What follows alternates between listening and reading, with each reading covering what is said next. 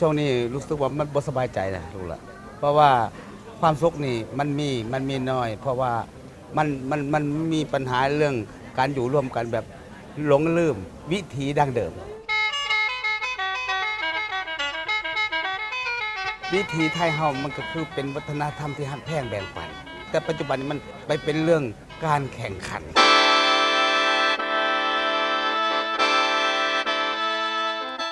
ความเป็นจริงแล้วเขาไม่อยากให้บอกว่าโอ้คนนั้นรวยคนนี้จนแต่เห็นจากในเขาจังสิมีความหักแพงตรงนี้เห็นคุณค่าของกันและกัน7 วันออกหน้าเพราะไอ้พวกเขาเนี่ยไปเรียนรู้แล้วก็ไปคิดยุคนี้มีความจำเป็นมากต้องมีการเรียนรู้ร่วมกันในหลายขึ้นการเรียนรู้นี่ทำให้เฮานี่เห็นรากแก้วของตนเอง เห็นรากเหง้าของตนเองแล้วฟื้นฟูสิ่งที่ดีมาตั้งแต่เดิมนั่นขึ้นมาฟื้นฟูใหม่มาพัฒนากันใหม่แล้วก็บ่ได้บอกว่าสิ่งใหม่ไม่ดีนะสิ่งใหม่มันก็ดีถ้าอันใดมันเหมาะสมกลมกลืนกันการเรียนรู้นี่เรียนรู้ให้รู้เรารู้เขาแล้วรู้โลกมันเปลี่ยนแปลงไปอย่างไรสำคัญกว่านั้นก็คือต้อ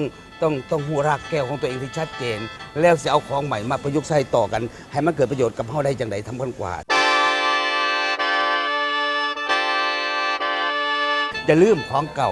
แล้วอย่าเมาของใหม่จนเกินความจำเป็นของชีวิตเก่าและใหม่มันมีค่าทั้งหมดแต่สิ่งสำคัญต้องมีสติมีปัญญาในการเอามาประยุกต์ใช้สิ่งเหล่านั้นจะต้องเกิดประโยชน์กับตัวเองและสังคมโดยรวมได้อย่างมั่นคงและยั่งยืนครับ